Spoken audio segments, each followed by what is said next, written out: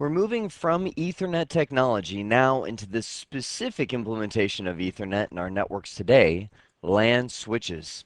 So we're going to take a moment, just a brief moment, to understand LAN switches and see what they're all about. We'll start off by looking at the problem of CSMA-CD. That's Carrier Sense Multiple Access Collision Detection. We talked about that in the previous video. So if you don't remember what that is, you might just glance back at the previous video before we get into the LAN switching world. We'll then look at collision domains and broadcast domains, what the difference between them are, what their relevance is to our LAN switching world, and why LAN switches implements them so much better than the old days, which is hubs. We'll then wrap up by taking a look with what switches do, essentially how a switch switches.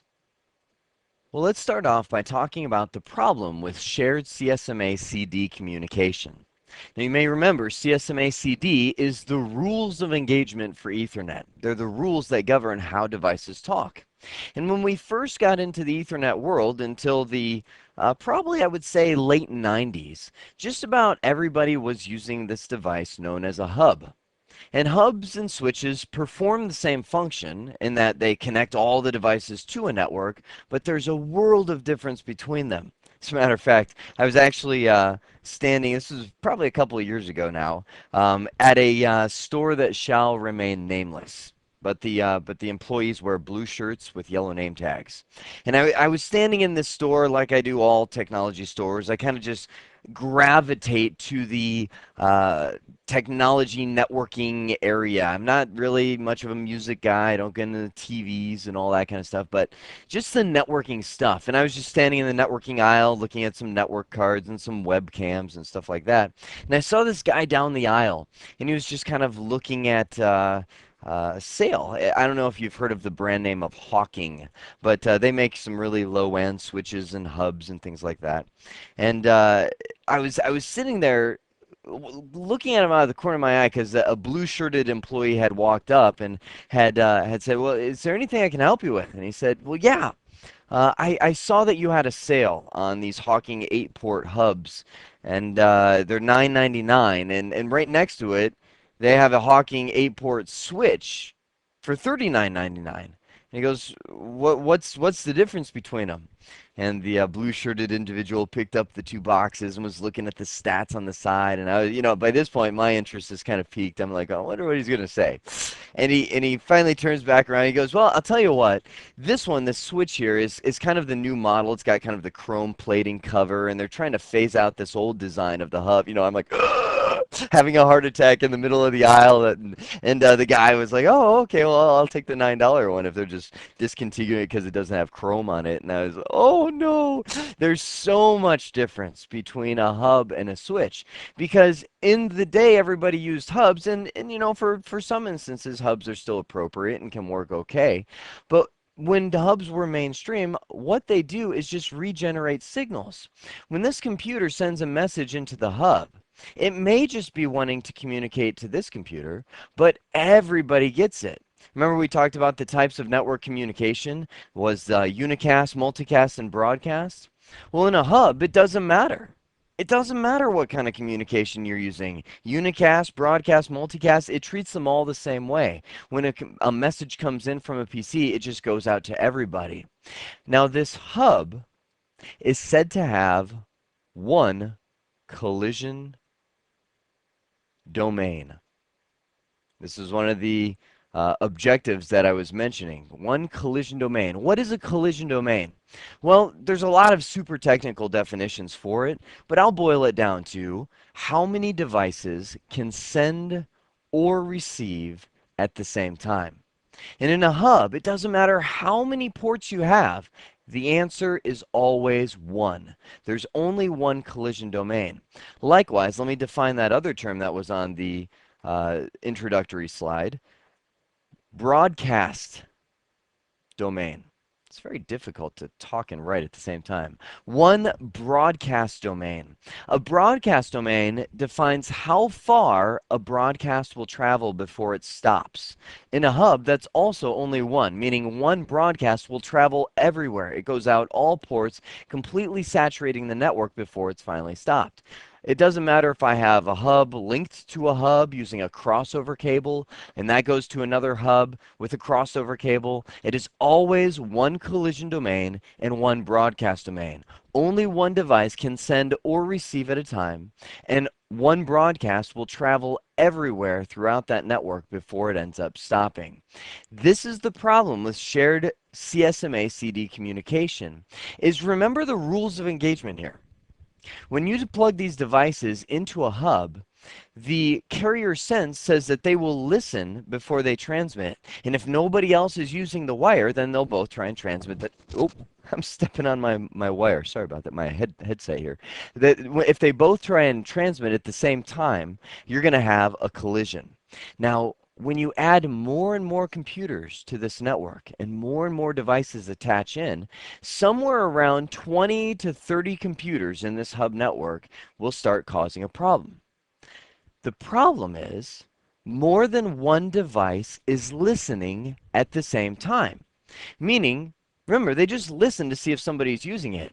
The more devices you have, the more chance you have of more than one device listening at the same time. And if they're both listening and it's both silent, they'll both send their message at the same time to the hub, and you will have a collision. Now, here's what happens when a collision happens. Usually on a hub, there's a little light right here, and it'll blink. You'll see a little blink. Collision just happened. And what happens when that occurs is one of the devices that detected the signal will send out the signal known as a jam. What the jam does is it says, hey, everybody, I just detected a collision. I am going to stop all network communication for a moment because we need to resend our data.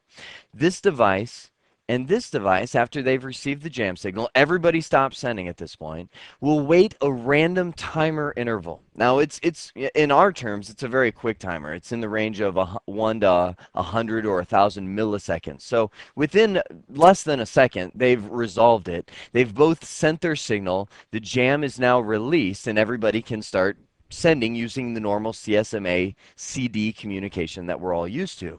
But again, the more devices we have on here, the more chances that'll happen again and again and again.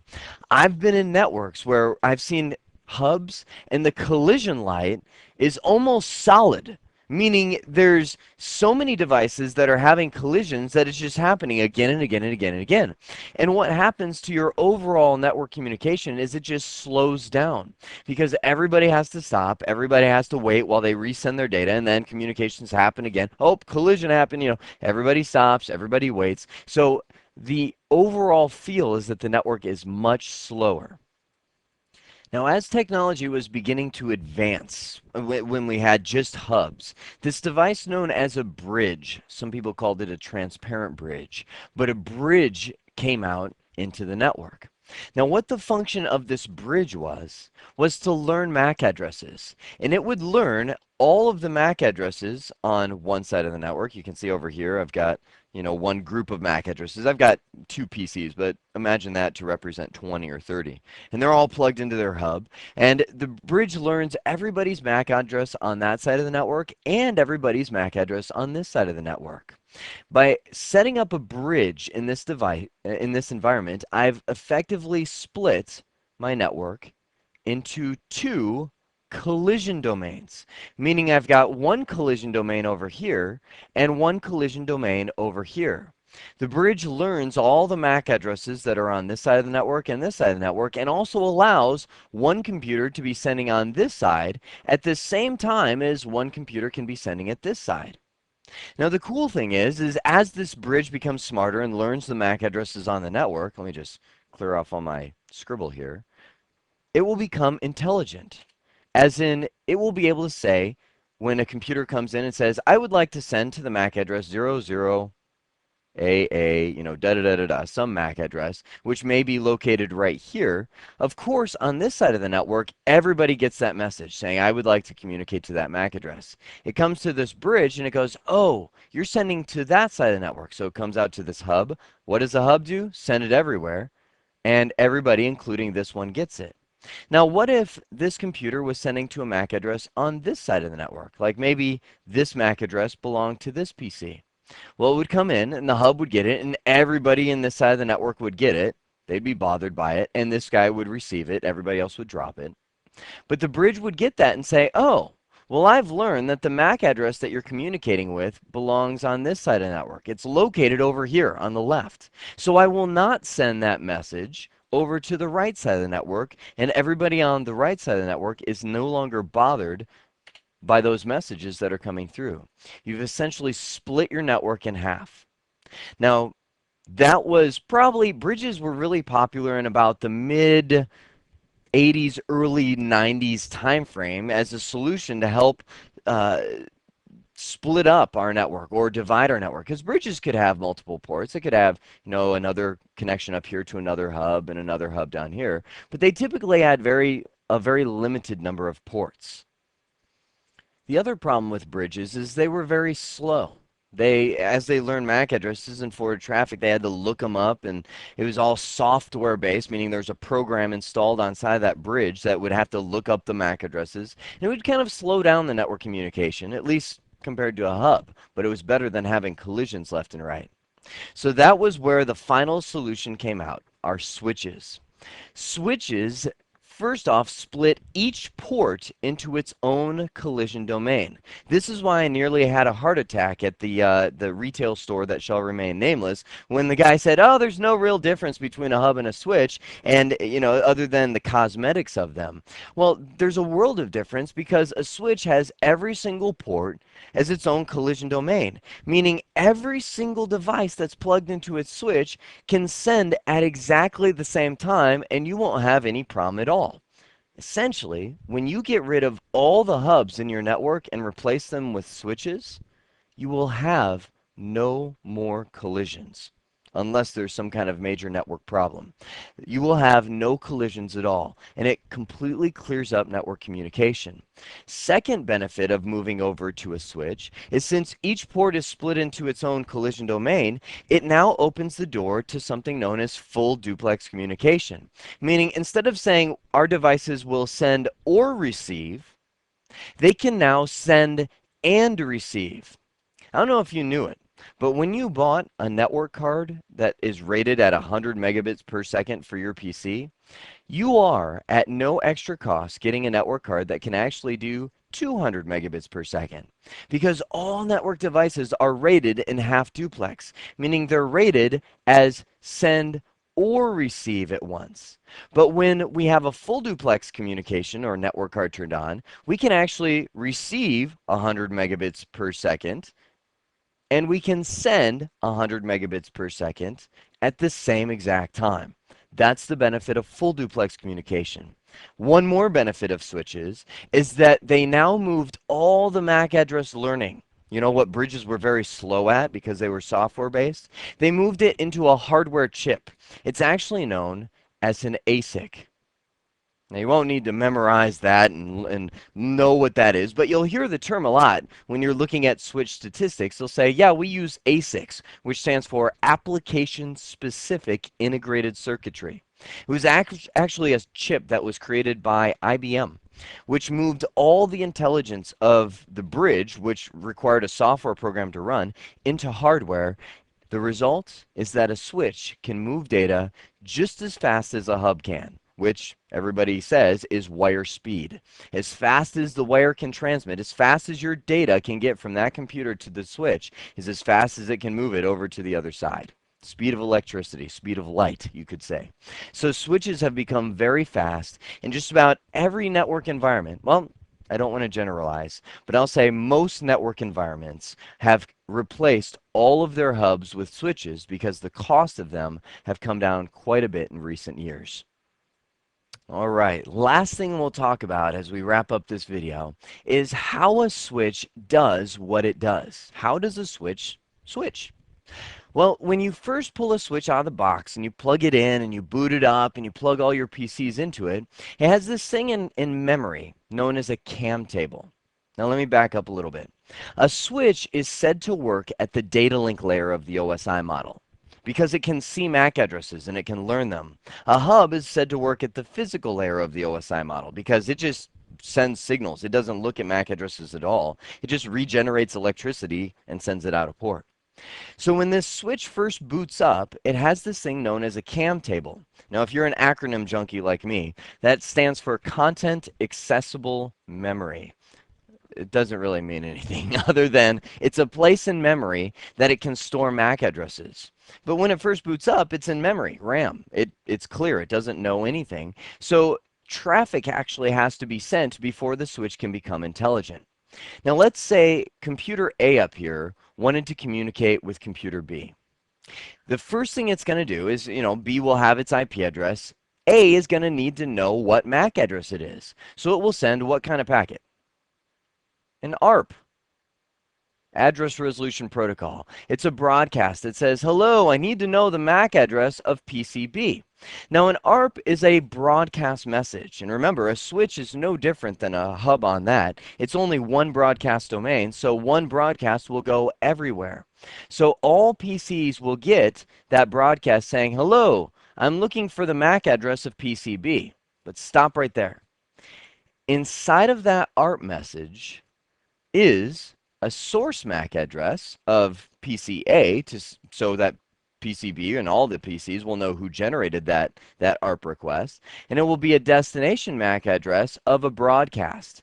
Technically, if you open a packet sniffer, which we'll do in a little bit, you'll see the destination MAC address for a broadcast is all Fs. In hexadecimal, it's everything turned on, all Fs. But when it saw the source MAC address come in port 1 of PCA, this MAC address right there, the switch suddenly became smarter. Ding. Port 1, it said, aha, I've learned who you are, PCA. I've seen that the MAC address 00A0121113321 is located out my port number 1 right here. The switch just became one MAC address more intelligent. Now, PCB gets that broadcast and says, oh, they're looking for me. So it responds back and says, hey, PCA, here is my MAC address. Suddenly, boing, the switch became one MAC address smarter because it knows now where PCB is located. It remembers port 2. Now, it still doesn't know who PCC or PCD are because it hasn't learned their MAC address yet. So if PCA, here's a good certification exam question for you.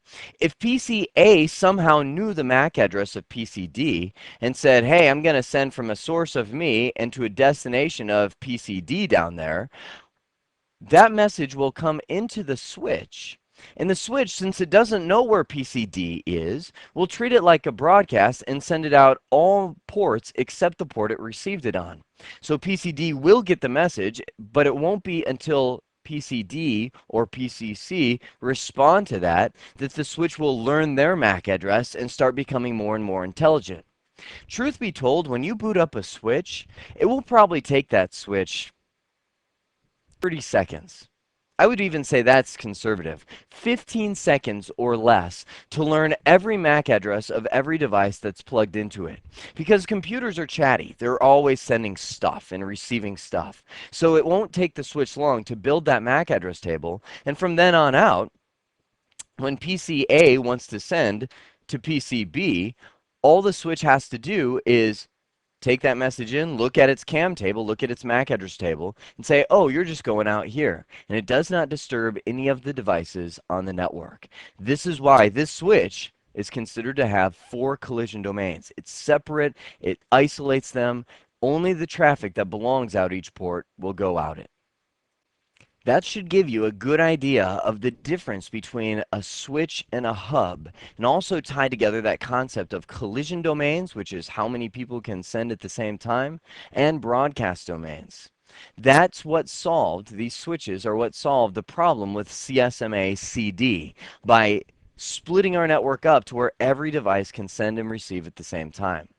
Last thing we talked about here was how a switch switches, how the switch becomes more intelligent learning those MAC addresses. Frankly, I'm really excited because we're about to make the transition. This video marks the transition or the end of the major network concepts, and we're going to start the next video into getting into configuration. So for now, I hope this has been informative for you, and I'd like to thank you for viewing, and I sure hope you go right in to that next video.